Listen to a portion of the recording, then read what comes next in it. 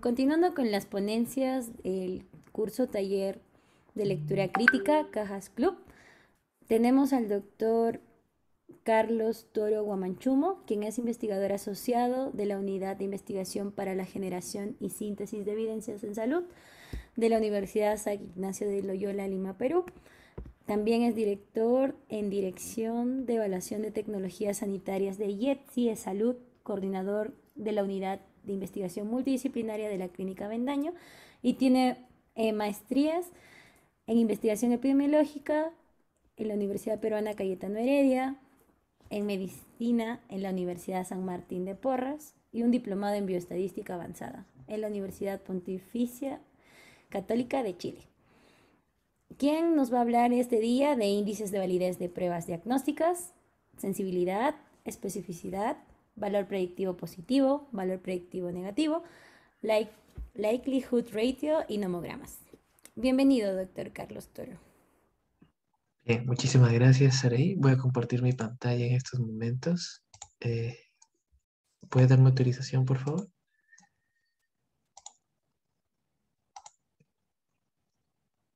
Me sale que no tengo habilitado. Sí, ahora sí.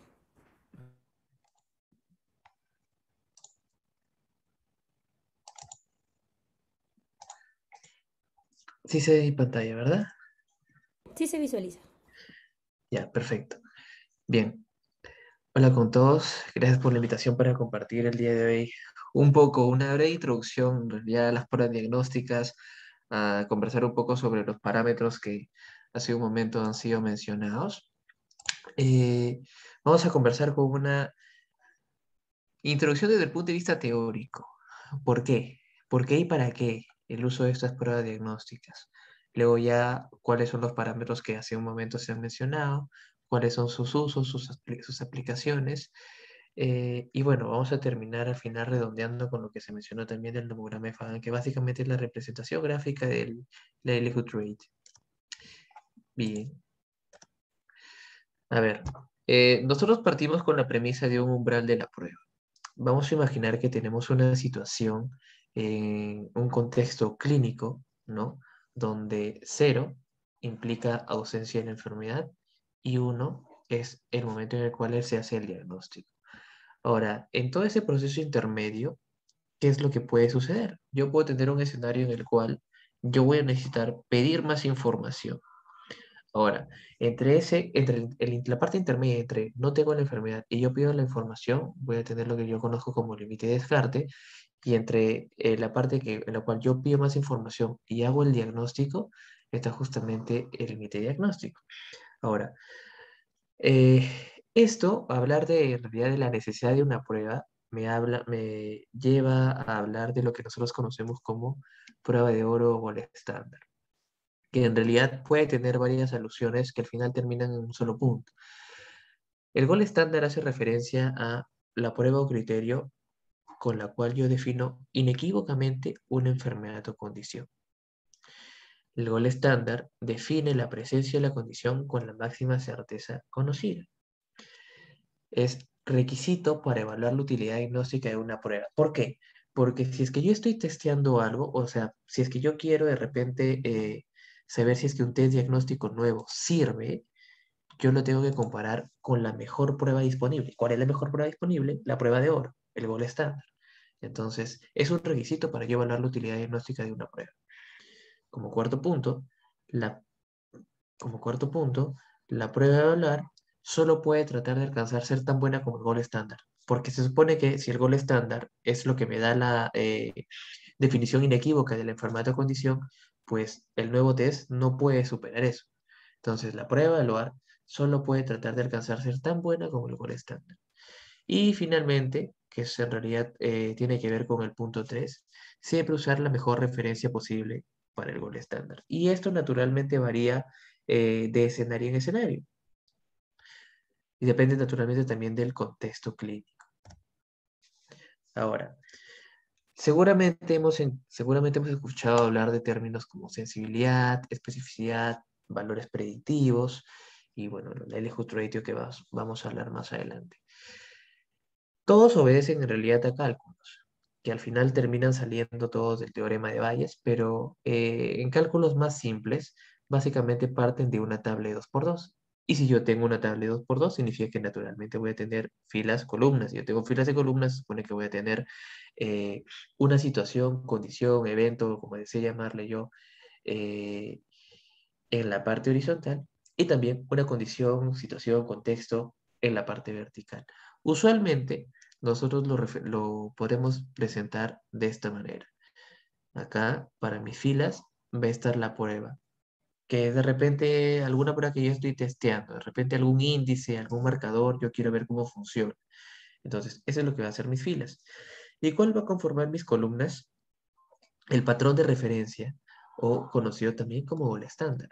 Otra manera de diferenciarlo es porque yo puedo ver que aquí en la prueba lo que me da son positivos y negativos, porque es el resultado que me va a dar la prueba, pero en el patrón de la referencia, si bien también me va a dar positivos o negativos, acá ya me lo está definiendo como enfermos y sanos, por justamente lo que mencionamos hace unos momentos. Si estoy hablando de que es una prueba o criterio para definir inequívocamente una enfermedad o condición y me define la presencia de la condición con la máxima certeza conocida, entonces yo ya no solamente hablo de positivos o negativos, hablo de enfermos o sanos. Entonces, yo tengo esa tabla 2 por 2 y bueno, lo que ya todos conocemos, la manera de hacer la representación, A, B, C y D. Y en los dos extremos, bueno, en el extremo superior derecho y en el extremo inferior izquierdo, me aparecen los términos de falsos positivos y falsos negativos. Eh, mm, Dado que vamos a mencionar esto un poco más de repente en los valores predictivos, es importante comprender bien estos escenarios, ¿no? A ver, primero, si yo tengo acá un positivo, o sea, tengo un paciente que me ha dado positivo con la prueba y en realidad sí tiene la enfermedad según el gol estándar, pues yo estoy hablando de lo que se llama verdadero positivo. Lo voy colocando de una vez. Pero ¿qué es lo que pasa si es que el resultado de la prueba que yo estoy testeando me sale positivo, pero el paciente es sano, no tiene la enfermedad, no debería haber salido positivo?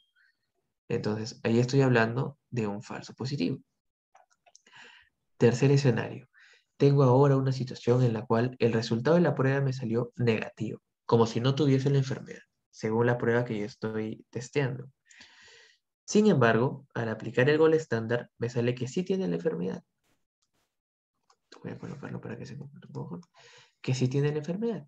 A pesar de que en la prueba que yo estaba ahí testeando me salió negativo. Entonces, esto lo conozco como un falso negativo. Y finalmente tengo la situación en la cual la prueba me salió negativa y encima no tiene la enfermedad, entonces aquí estoy hablando con, o me estoy refiriendo a un verdadero negativo.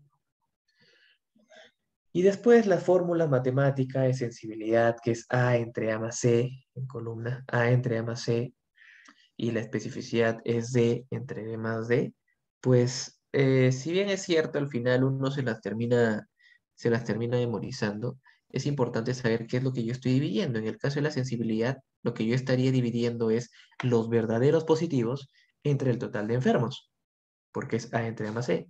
Y 100 bueno para obtenerle porcentaje, ¿no? Y en el caso de la especificidad, lo que yo estaría dividiendo es los verdaderos negativos entre el total de sanos. Y eso es lo que al final me va a terminar, me va a permitir inferir la definición de sensibilidad y especificidad.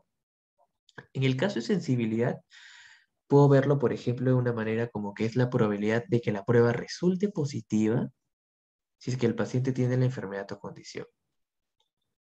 Puedo verlo también de otra manera. Proporción de pacientes con la enfermedad o condición que tienen resultado positivo en la prueba. Y esa misma analogía lo puedo ver con la especificidad. Si la sensibilidad era la probabilidad de que la prueba resulte positiva si el paciente tiene la enfermedad, pues la especificidad es la probabilidad de que la prueba resulte negativa si el paciente está sano o no tiene la enfermedad.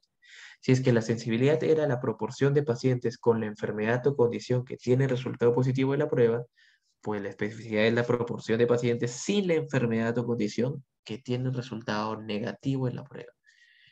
Y eso es justamente lo que hemos mencionado. La verdad, se suelen utilizar ambas definiciones, son bastante frecuentes. La que yo uso en la práctica son las primeras de cada uno. Probabilidad de que la prueba resulte positiva si tiene la enfermedad del paciente, sensibilidad. Especificidad, probabilidad de que la prueba resulte negativa si el paciente está sano o no tiene la enfermedad. La utilizo porque me permite hacer o entablar un poco mejor la diferencia que hay entre sensibilidad y especificidad y los valores predictivos y positivos, pues positivo y negativo, que vamos a ver en la siguiente diapositiva.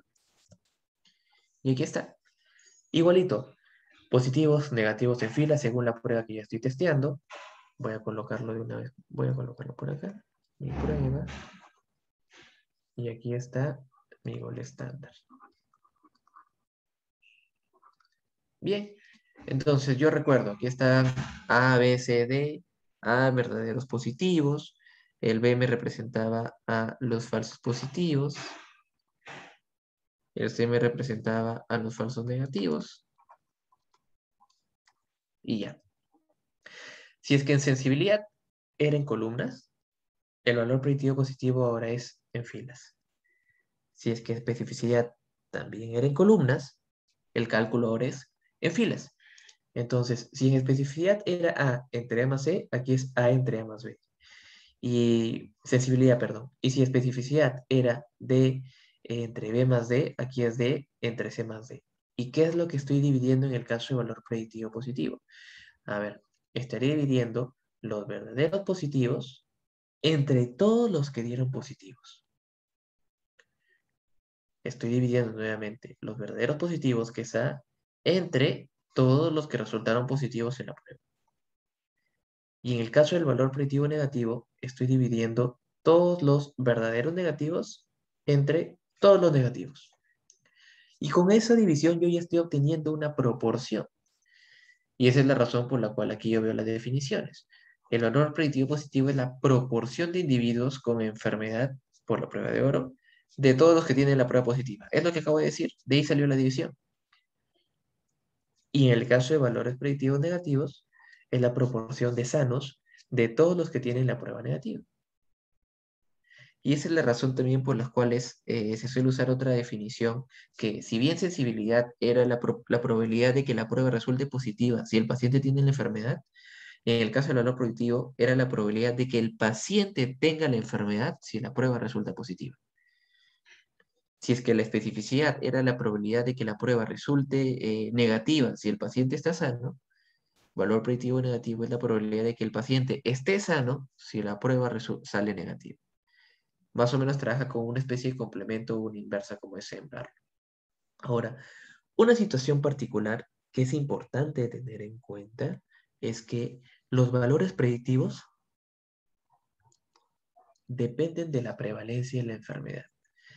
¿Qué quiere decir eso? Que si yo tengo una prevalencia de enfermedad del 20%, voy a tener valores X. Si yo tengo del 30%, voy a tener valores Y.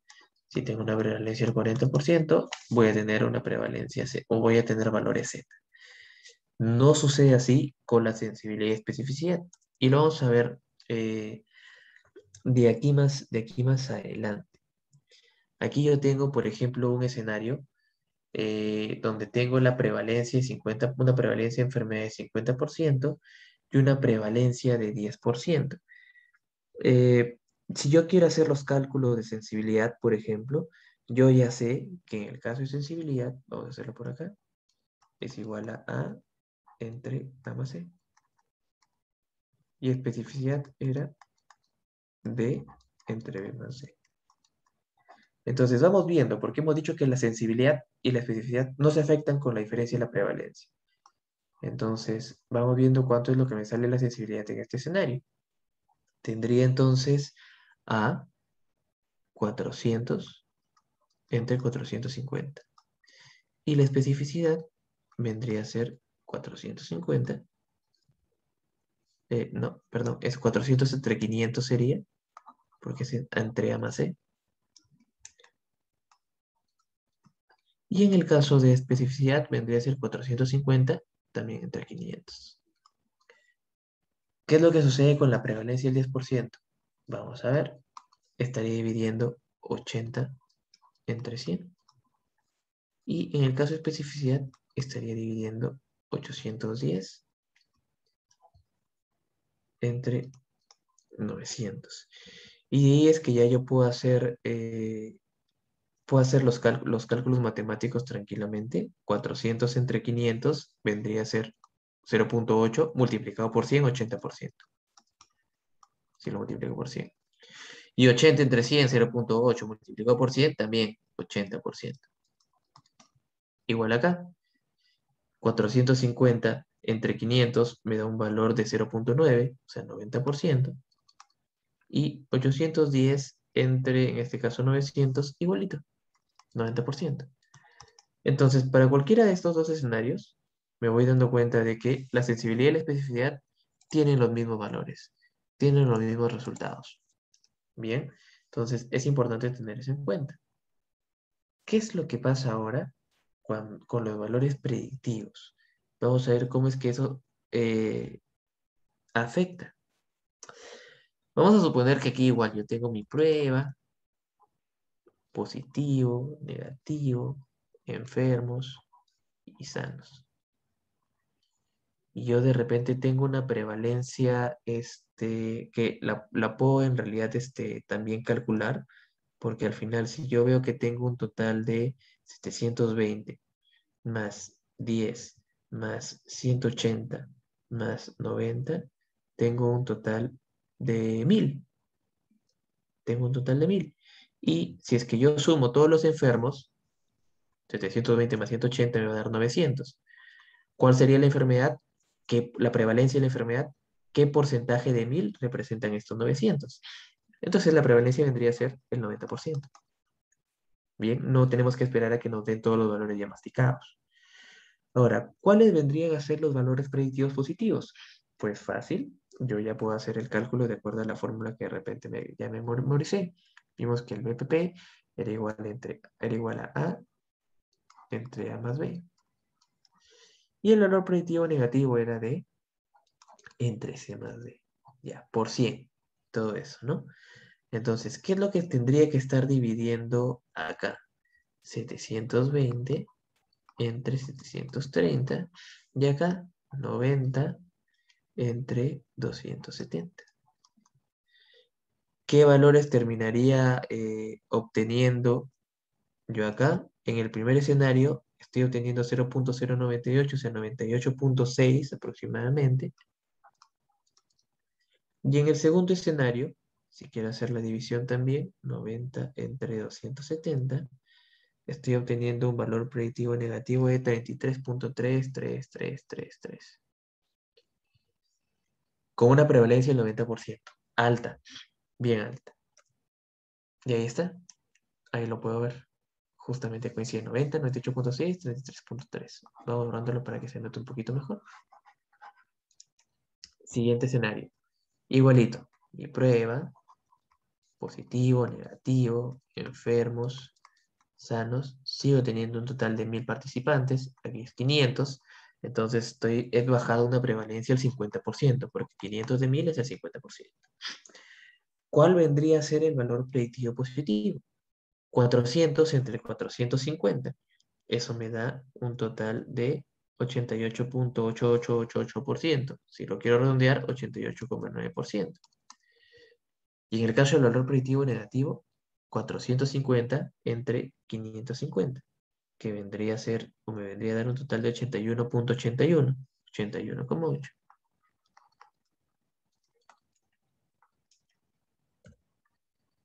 Y ahí está, justamente coinciden los valores. ¿Qué es lo que yo puedo ver ahí?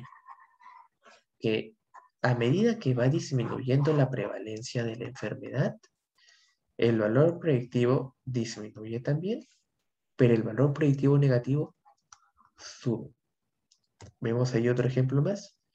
Sigue disminuyendo la prevalencia, el valor predictivo positivo disminuye y el valor predictivo negativo aumenta. Esto sucede con los valores predictivos, dependen de la prevalencia de la enfermedad. Bien, entonces eso es importante tenerlo en cuenta. Este escenario o esta situación no sucede con la sensibilidad y la especificidad. Ahora, ya para ir terminando con esta sesión, es importante yo también conocer la utilidad, tener bien clara la utilidad de mis pruebas diagnósticas. Y eso implica también, de alguna manera, en algún momento considerar los costos, porque los costos están naturalmente relacionados a la utilidad. Y la utilidad básicamente se traduce en cuánto va a cambiar la probabilidad de yo hacer un diagnóstico después de aplicarlo. Y era lo que vimos al inicio, que tiene que ver mucho, mucho con el umbral de la prueba. Entonces, ¿por qué yo debo considerar la Likelihood Ratio? Porque vamos a ver una vez de que comprendamos la definición, pero básicamente lo que me va a reflejar es la capacidad de un test diagnóstico para cambiar una probabilidad pretest a una nueva probabilidad post-test. ¿Qué quiere decir eso? Si yo tengo una probabilidad de tener la enfermedad antes de aplicar mi test, o sea, un test de sangre, si yo tengo 30% de estar enfermo, después de aplicar el test, me salga positivo o negativo. Si me salió positivo, de repente esto subió a 40%. Y si me salió negativo, esto bajó hasta el 5%. Entonces, me interesa saber cómo es que cambian las probabilidades. Es sumamente importante eso tenerlo en cuenta. Ahora, esto, como viene a ser al final, de todas maneras, un cálculo de sensibilidad y especificidad, es robusto para la parte de la prevalencia. Y aquí es de donde sale la fórmula matemática. Sensibilidad entre 1 menos especificidad y 1 menos sensibilidad entre especificidad. Con lo primero, que se conoce como el Likelihood Ratio positivo, yo no estoy haciendo otra cosa que dividir la tasa de verdaderos positivos entre la tasa de falsos positivos. Y en el segundo escenario, que era un Likelihood Ratio negativo, yo no estoy haciendo otra cosa que dividir la tasa de falsos negativos ahora entre el total, o perdón, la tasa de verdaderos negativos.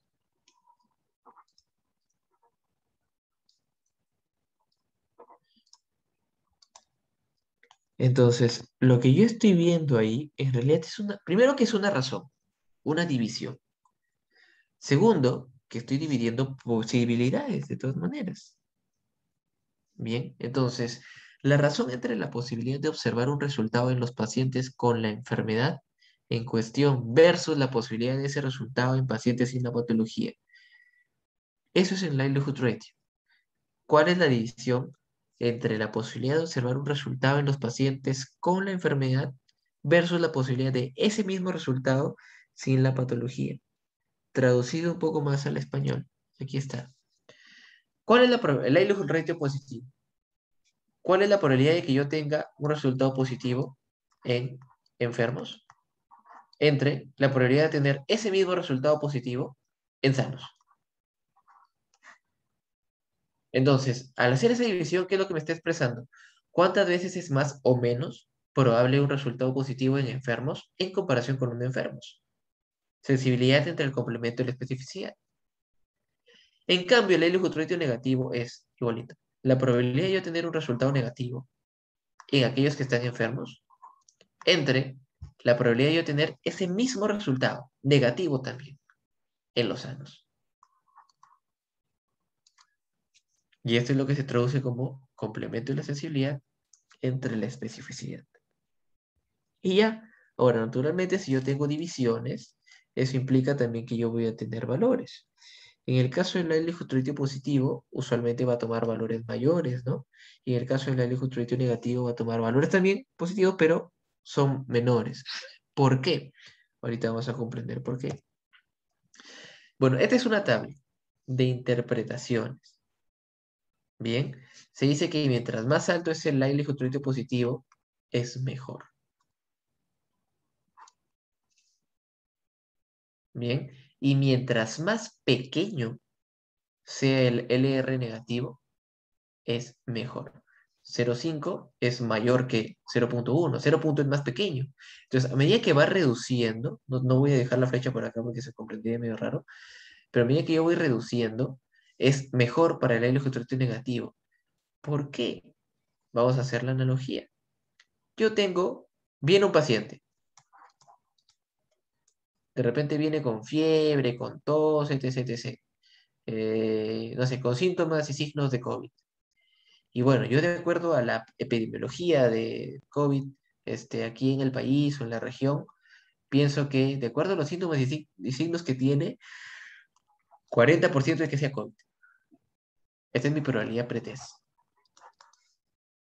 Ahora, pasa un periodo de tiempo donde yo aplico mi prueba. Vamos a suponer que aplico, no sé, la prueba, una prueba de PCR. Bien, y yo tengo dos opciones, de que me salga positivo o que me salga negativo. Vamos a suponer que si la prueba sale positivo, pues esta probabilidad de tener la enfermedad aumenta un 95% post-test. Pero si me sale negativo, la probabilidad de ese 40% ya no es 40, sino baja a un 5%. También post-test. Eso es lo que me da un likelihood ratio. Likelihood ratio positivo, probabilidad de una prueba positiva en presencia de la enfermedad entre la probabilidad de una prueba positiva en ausencia de la enfermedad. Expresa cuántas veces es más o menos probable un resultado positivo en enfermos que no enfermos. Likelihood ratio negativo, probabilidad de una prueba negativa en presencia de la enfermedad entre la probabilidad de una prueba negativa en ausencia de la enfermedad. Entonces, esa es la razón por la cual yo espero un likelihood ratio positivo mayor y un likelihood ratio negativo menor. ¿Dónde lo grafico eso? Y de repente con esto también se va a comprender un poco más la analogía que acabo de hacer al inicio con lo que está colocado de rojo. Con el famoso nomograma de Fagan. Esta es la representación gráfica de un likelihood ratio. Tanto, bueno, de los likelihood ratio, que en español se conoce como probabilidad o razón de probabilidades, ¿no? Y es lo que mencionamos hace un momento.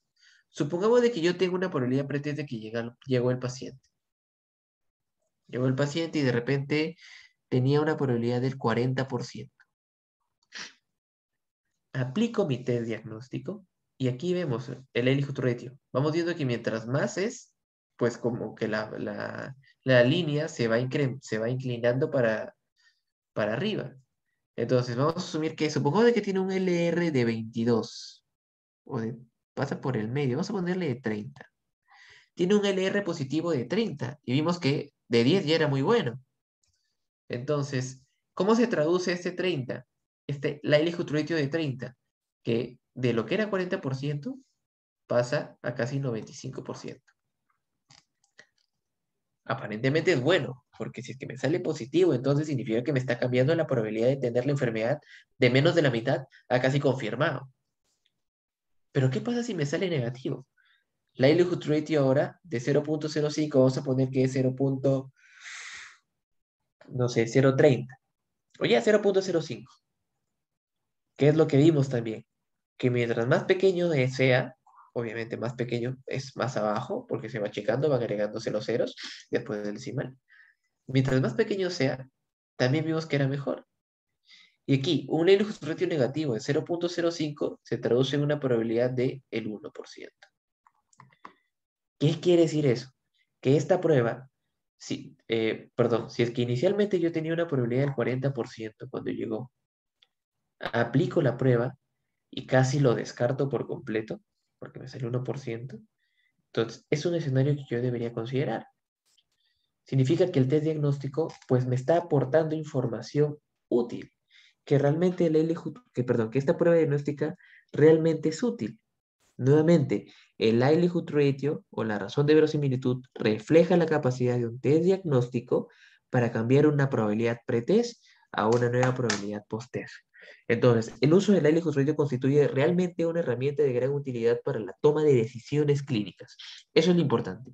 Son de suma utilidad para la toma de decisiones clínicas frente a la solicitud de algún test diagnóstico. Son valores inherentes, naturalmente, a este test diagnóstico y, como mencioné hace unos momentos, son independientes de la prevalencia de la enfermedad, que es una característica importante, que es lo que hemos conversado, que no sucede con los valores predictivos, por ejemplo, ¿no? Entonces, esto me permite complementar todos mis parámetros de sensibilidad y especificidad me permite nuevamente tomar decisiones clínicas, de acuerdo a ver cómo fluctúa el cambio de probabilidades, si me sale un resultado positivo o si me sale un resultado negativo. ¿Cómo se llama esta representación gráfica? Logograma de Fagan. ¿Qué es lo que me está representando? Los likelihood ratio y los cambios de probabilidad pretest a post-test, de acuerdo a los resultados de esta prueba que pueda yo obtener. Y bien, ¿cómo se pueden hacer los cálculos en en diferentes paquetes estadísticos? Podemos utilizar eh, Stata, por ejemplo, que es uno de los más amigables, de los más útiles, al menos el que yo utilizo, ¿no? Puedo hacer todos estos cálculos. Incluso hay comandos rápidos ya que han salido, que se han venido elaborando en los últimos años para tratar de hacer un poco más fácil las cosas. Y lo mismo también con el nomograma de Fagan. También hay un comando en Stata que es Fagani, donde yo solamente coloco incluso los valores y ya me puede lanzar los resultados, ¿no? Entonces, puede ser un poco denso al inicio, sobre todo por la comprensión de fórmulas, pero si yo entiendo qué es lo que estoy dividiendo, que es lo más importante, pues el resto fluye. Y yo puedo tener una tabla que de repente el gol estándar estuvo en las filas y la prueba estuvo en las columnas y ya sin ningún problema. Y es importante tener eso en cuenta porque de repente yo coloco A, B, C, D y en realidad estoy con la tabla al revés. Entonces, eso ya justamente se genera con la práctica y es algo importante que de todas maneras deberían estar bien mapeados al momento de hacer este tipo de análisis para sus estudios y también para el momento de hacer las interpretaciones correspondientes, ¿no?